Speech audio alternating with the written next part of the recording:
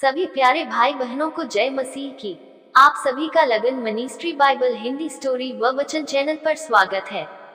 आज की कहानी पर जाने से पहले आप सबसे निवेदन है कि आप चैनल को लाइक, सब्सक्राइब और शेयर करें ताकि आगे आने वाली सभी वीडियो का नोटिफिकेशन आपको समय पर मिलता रहे। हालेलुया। आज की कहानी उत्पत्ति की किताब के 49 अध्याय से है, जहां पर याकूब अपने 12 पुत्रों को आशीर्वाद के साथ आशीष भी देता है। वे आशीर्वाद व आशीष आज तक के वर्तमान समय तक भी चलते हुए आ रहे हैं। बाइबल के अनुसार याकूब के 12 पुत्र थे, जो कि 12 कुलपति कहलाए। अब्राहम इसहाक के द्वारा दिए गए आशीर्वाद वास्तव में नबूवत कहलाते हैं। याकूब के द्वारा अपने 12 पुत्रों को दिए गए आशीर्वाद अच्छी और बुरी बातों का मिश्रण है, लेकिन उसके आशीर्वाद में एक दिव्य प्रकाशन है कि आगे आने वाले समय में क्या क्या होने वाला है। जब याकूब अपने जीवन से कूच करने वाला होता है, उससे पहले उसने अपने दोनों पोतों को भी आशीर्वाद दिए। इसके बाद जब याकूब मृत्यु की शैया पर था, तब उसने एक एक करके अपने 12 पुत्रों को आशीर्वाद दिए। उत्पत्ति की किताब के 49 अध्याय के 1 वचन के अनुसार, तब याकूब ने अपने पुत्रों को बुलाकर कहा कि मैं तुम्हें बताऊं कि अंतिम दिनों में तुम पर क्या क्या बीतेगा। उसने अपने पुत्रों से कहा, हे याकूब के पुत्रों, इकट्ठे होकर अपने पिता इस्राएल की सुनो। कुलपिता और अब्राहम और इसहाक के उत्तराधिकारी के रूप में यह याकूब का आखिरी महत्वपूर्ण कार्य था। यहाँ उन्होंने एक एक करके प्रत्येक पुत्र को आशीर्वाद देने की भविष्यवाणी की। इनमें से कुछ इतने अधिक आशीर्वाद तो नहीं है, बल्कि इनमें ज्यादातर परमेश्वर की भविष्यवाणियां दर्ज है कि परमेश्वर याकूब के 12 पुत्रों की आगे आने वाली जातियों के साथ क्या करेंगे। यह बाइबल में किसी व्यक्ति द्वारा कही गई पहली सचेत भविष्यवाणी है।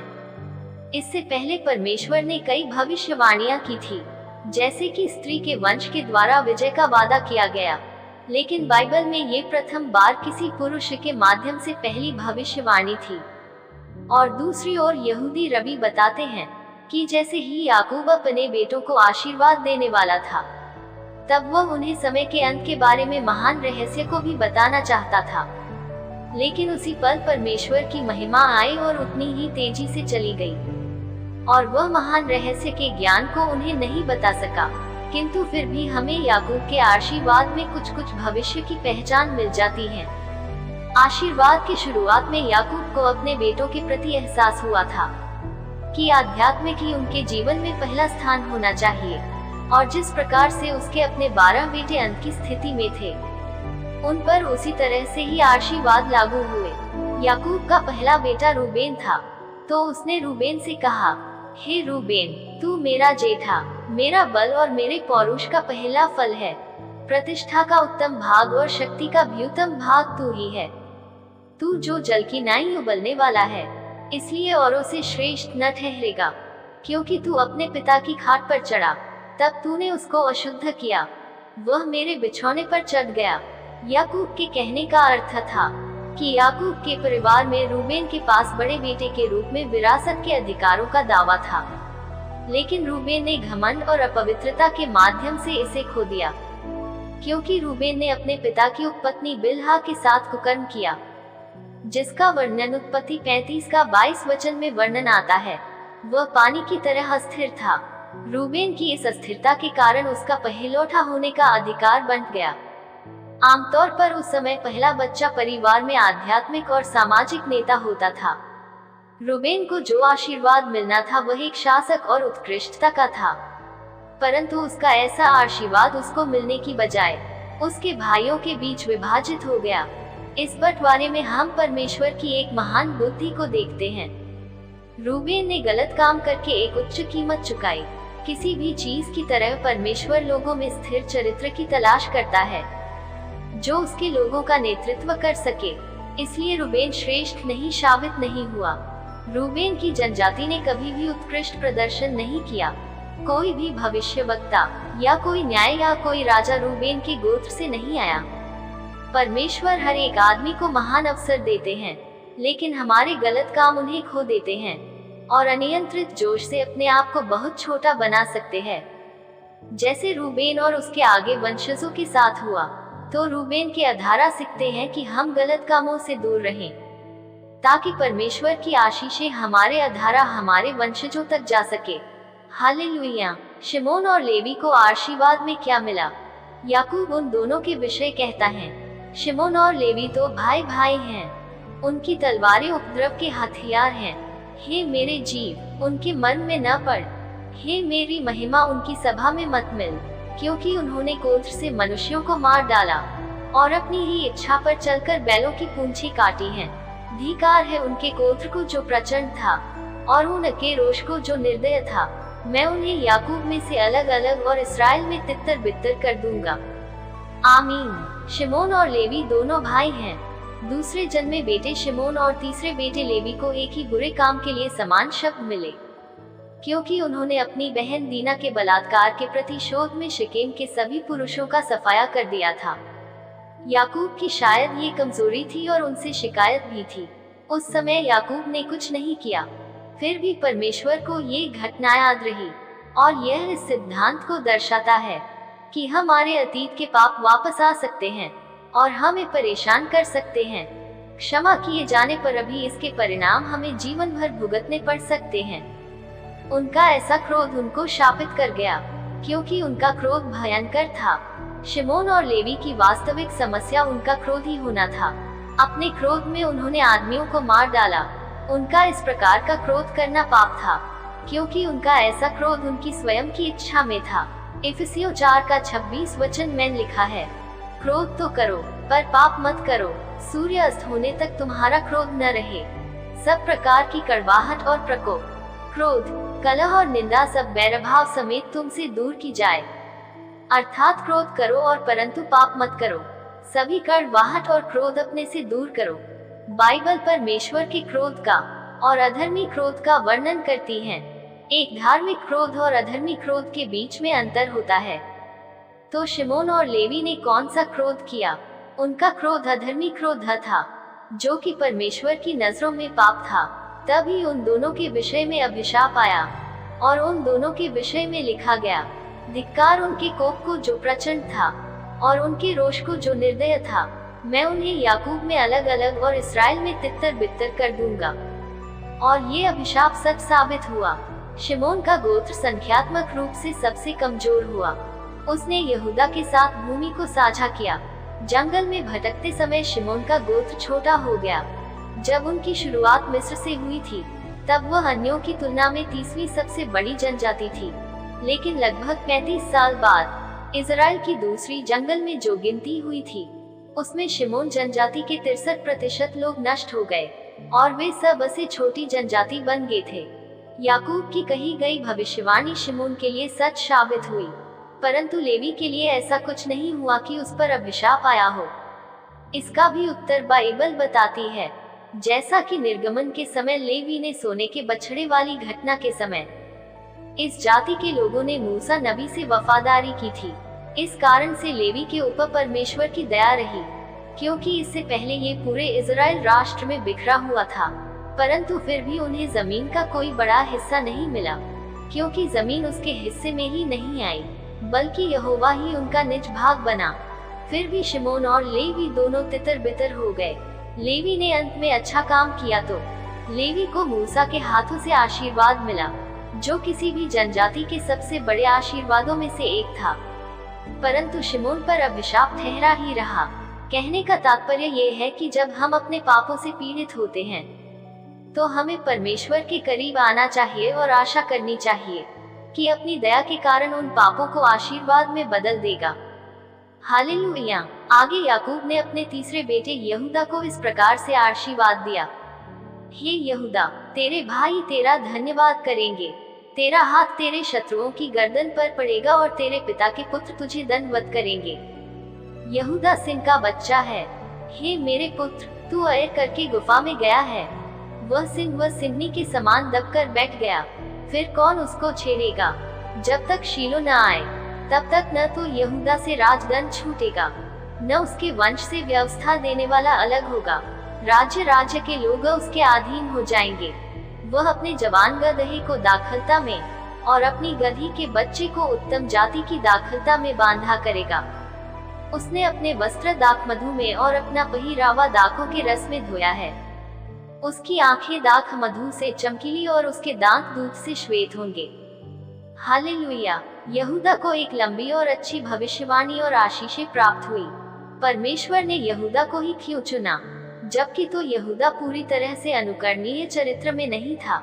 उसने तो अपने भाई यूसुफ को मिस्री लोगों को सिक्कों में बेचने का सुझाव दिया था। उसने अपनी बहू तामार के साथ ईमानदारी से व्यवहार नहीं किया और उसने उसके साथ वेश्या की तरह यौन संबंध बनाए। तो क्या यहूदा भी अंत तक ऐसे ही गलत काम करता रहा? नहीं, अंत के समय में यहूदा बिल्कुल बदल चुका था और वह यहोवा परमेश्वर का सच्चा व्यक्ति बन गया था। उसने इसे साबित करने के लिए एक अच्छा चरित्र भी दिखाया था।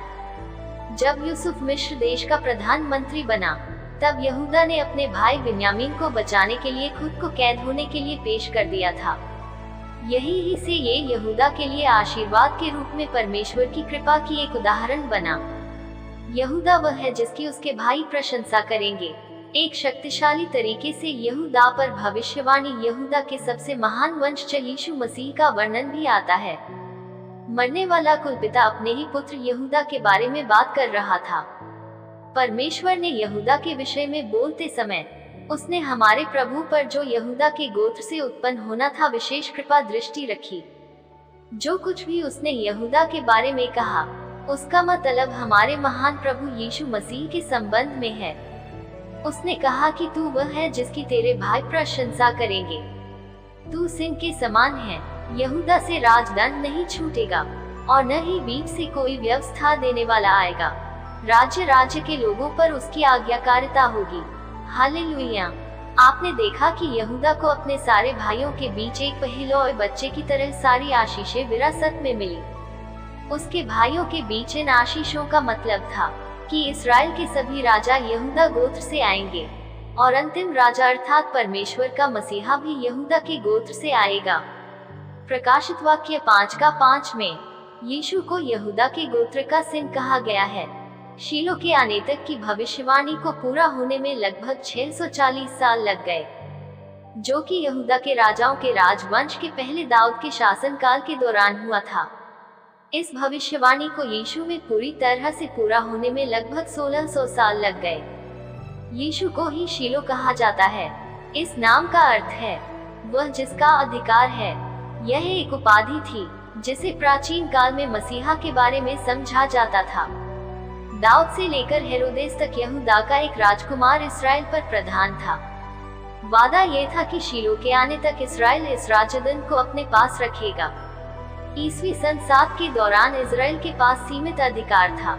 उस समय हेरोदेस और रोमन शासन के ही पास मृत्युदंड को देने का अधिकार था। इजराइल का स्वशासन छोटा रहा। उस समय रब्बियों ने अधूरे धर्मव्रत की झूठा माना। उनको प्रतीत हुआ कि राजदंड का अंतिम अवशेष यहूदा से चला गया होगा, क्योंकि उन्होंने मसीहा को नहीं देखा। रब्बी यरूशलेम की सड़कों पर चलते थे और कहते थे, हाय हम पर, क्योंकि यहूदा से राजदंड छीन लिया गया है और शीलो नहीं आया है। तो क्या परमेश्वर का वचन टूट गया था? जब यीशु 12 वर्ष के थे और उसने अपने समय के विद्वानों के साथ मंदिर में परमेश्वर के वचन पर चर्चा की। शायद उन्होंने इसी मुद्दे पर अपनी समझ से उन्हें प्रभावित किया होगा। परंतु यहूदा महान भविष्यवाणी और आशीष यीशु मसीह में आकर सच साबित हुई और हो रही है और आगे भी होती रहेगी। हालेलुया। जबूलून समुद्र के तीर पर बसा रहेगा। वह जहाजों का आश्रय ठहरेगा और उसका सिवाना सीदोन से लगा रहेगा। याकूब ने अब जन्म के क्रम को छोड़ दिया था। वह 10वें और 9वें जन्मे बेटों की ओर बढ़ गया, लेकिन अपना ध्यान लिया से पैदा हुए बेटों पर केंद्रित रखा। जबूलून का गोत्र दाऊद के प्रति अपनी वफादारी के लिए जाना जाता है। जबूलून गोत्र के लगभग 50,000 सैनिक दाऊद की सेना में सबसे अधिक संख्या में भर्ती थे। इस गोत्र के लोग सेना में विशेष साहसी पुरुष थे जो अच्छे रैंक रखते थे। ऐसा प्रतीत होता है कि जबूलून के गोत्र ने भूमध्य सागर और गलील सागर के बीच स्थित भूमि के टुकड़े को बसाया था, अर्थात ये लोग समुद्र के किनारे पर ही निवास करते थे। जबूलून पूर्व और पश्चिम दोनों ओर समुद्र के किनारों पर बसा रहा। इस्साकार एक बड़ा और बलवंत गधा है जो पशुओं के बाड़ों के बीच में दबका रहता है। उसने एक विश्राम स्थान देख कि अच्छा है और एक देश की मनोहर है। अपने कंधे को बोझ उठाने के लिए झुकाया। बेगारी में दास का सा काम करने लगा। इस्साकार एक मजबूत गधा है, अर्थात इस्साकार एक बड़ी जनजाति थी। जनगणना के अनुसार वह आकार में तीसरी बड़ी जाति बनी। अपने बड़े आकार और बहुतायत के कारण वे अक्सर दमनकारी विदेशी सेनाओं का निशाना बनते थे, जो उन्हें दास्ता में बंदी बना लेते थे। इस प्रकार वे दासों का एक समूह बन गए। इसका मतलब ये प्रतीत होता है कि इस्साकार मजबूत तो था, परंतु साथ साथ आलसी भी रहा। जो जमीन उसको सौंपी गई, उसने उस अच्छी जमीन का आनंद उठाने के लिए कोई प्रयास नहीं किया। अपनी विनम्रता और आलसपन के कारण अंत में वह दास्ता में चला गया। उसे तो केवल अपने स्वामियों का बोझ ही उठाना पड़ेगा। दान इस्राएल का एक गोत्र होकर अपने जाति भाइयों का न्याय करेगा। दान मार्ग में का एक सांप और रास्ते में का एक नाग होगा, जो घोड़े की नली को डंसता है, जिससे उसका सवार पछाड़ खाकर गिर पड़ता है। हे यहोवा, मैं तुझी से उद्धार पाने की बाट जोहता आया हूँ। अर्थात दान अपनी प्रजा का न्याय करेगा। दान के गोत्र ने अपने जाति भाइयों का न्याय किया, जिसकी शुरुआत शिमशोन के रूप हुई थी। दान मार्ग में एक सांप होगा, अर्थात दान एक उपद्रवी जनजाति थी, और रास्ते में का एक नाग होगा, अर्थात इसी जाति के लोगों ने ही इस्राएल में मूर्ति पूजा की शुरुआत की थी। यारोबाम ने एक मूर्ति सुनहरे बछड़े के रूप में दान में स्थापित की थी।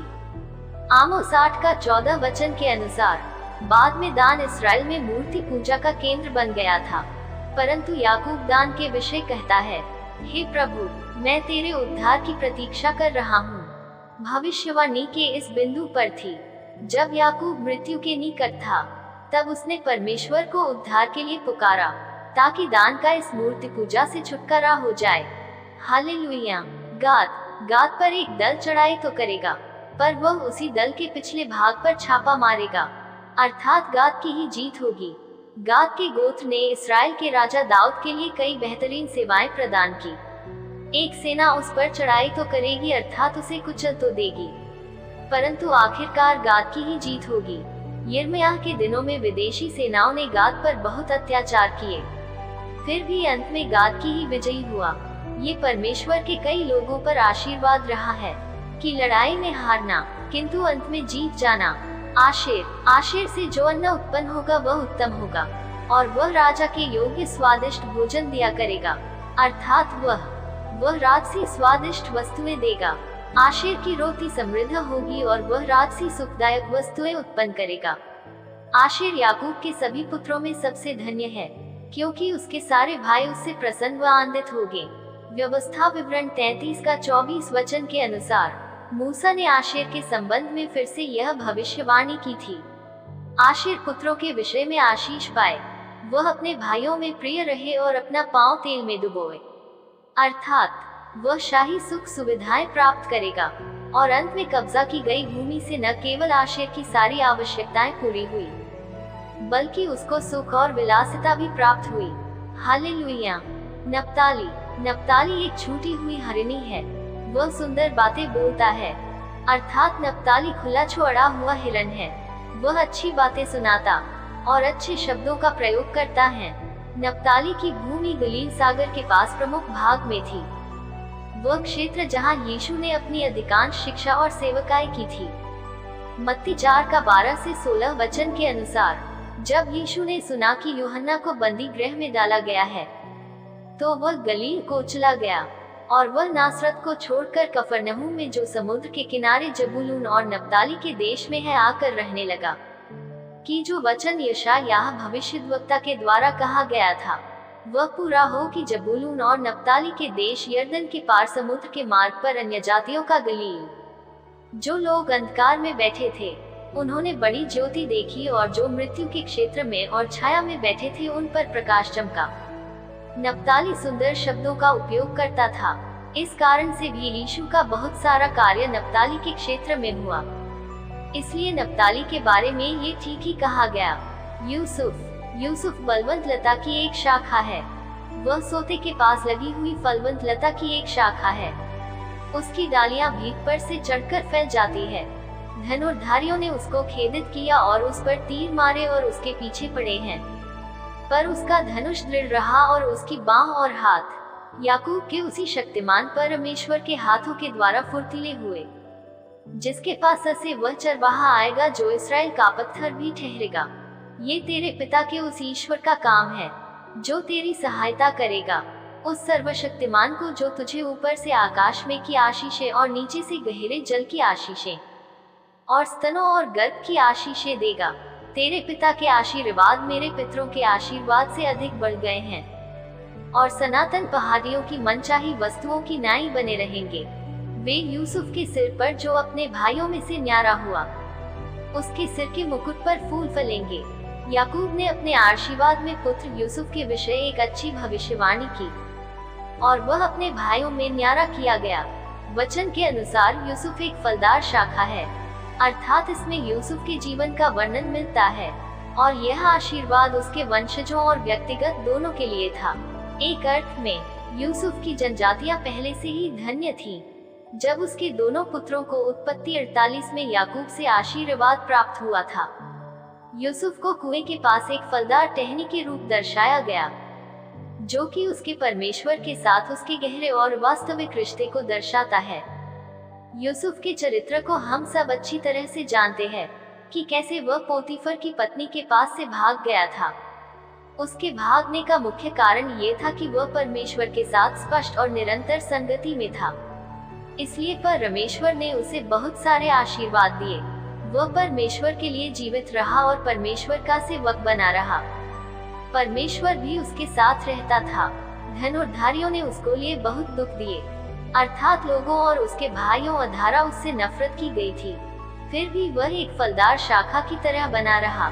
इसका कारण ये था कि उसके हाथों की भुजाएं याकूब के शक्तिशाली परमेश्वर के हाथों से मजबूत बनी थी। ये कि परमेश्वर के हाथ यूसुफ के हाथों पर थे। परमेश्वर तब भी वहाँ था जब यूसुफ बहुत दुख व तकलीफ में था। सर्वशक्तिमान जो तुम्हें आशीर्वाद देगा। यूसुफ निश्चित रूप से अपने वंश में धन्य था। उसकी अन्य भाइयों की जनजातियों में सबसे अधिक आबादी थी। उसे आशीर्वाद के रूप में पहलौए की विरासत का दोहरा भाग भी प्राप्त हुआ। याकूब ने उसको कहा था कि उसने पिता के आशीर्वाद और उसके पूर्वजों के आशीर्वाद को भी पार कर लिया है। अपने दिनों के अंत में याकूब ने देखा कि परमेश्वर उसके प्रति कितना अच्छा है। उसे बहुत क्षमा किया गया और बहुत प्रेम किया गया। बेन्यामीन फाड़ने हारा भेड़िया है, जो सवेरे को तो वह एर भक्षण करेगा और सांझ को लूट बांट लेगा। बेन्यामीन एक हिंसक खूंखार भेड़िया है। ये वह जनजाति थी जो उग्रता के लिए प्रसिद्ध थी। वह शिकार को निगल जाती थी। इसकी विशालता को देखने के लिए एहूद न्याय, इज़राइल का पहला राजा शाऊल और पौलुस प्रेरित वास्तव में बेन्यामीन जनजाति की क्रूरता न्यायों की किताब में 19 और 20 अध्याय में देखी जा सकती है। हालेलुया। इस प्रकार से याकूब ने सभी 12 पुत्रों को आशीर्वाद दिए। ये सब इस्राएल के 12 गोत्र बने। उसने हर एक को उनके अनुसार ही आशीर्वाद दिया। इनके संबंध में कुछ बातें थोड़ी गलत लग सकती हैं, लेकिन केवल इसलिए क्योंकि हम आने वाले समय की सटीक बातों को नहीं जान सकते हैं।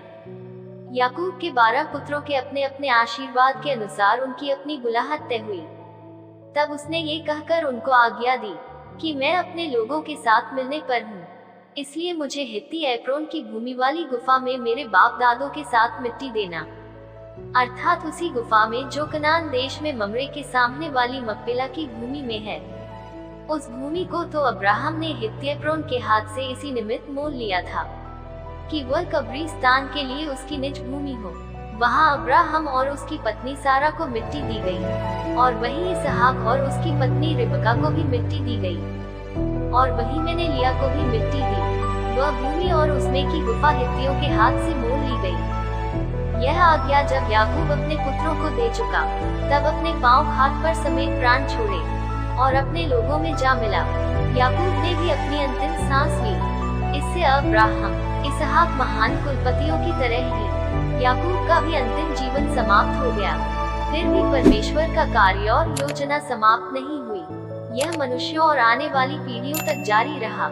उत्पत्ति के 49 अध्याय में हम देखें तो याकूब अपने 12 पुत्रों को चेतावनी और आशीर्वाद अंतिम शब्द तक देता रहा, क्योंकि परमेश्वर के पास बोलने के लिए एक एक शब्द था। याकूब ने अपने पुत्रों को आदेश देना समाप्त नहीं कर दिया। तब तक याकूब नहीं मरा। आशीर्वाद के बीच में भी मृत्यु उसकी जीत को निष्क्रिय नहीं कर सकी। याकूब ने जब अपने सबसे छोटे पुत्र बिन्यामिन को आशीर्वाद दिया तभी याकूब का जीवन समाप्त हो गया था और अपने लोगों में जा मिला। हालेलुया! आप इस याकूब के आशीर्वाद से आशीषित है। प्रभु यीशु की कृपा आप सभी पर बनी रही। धन्यवाद। सबको जय मसीह की।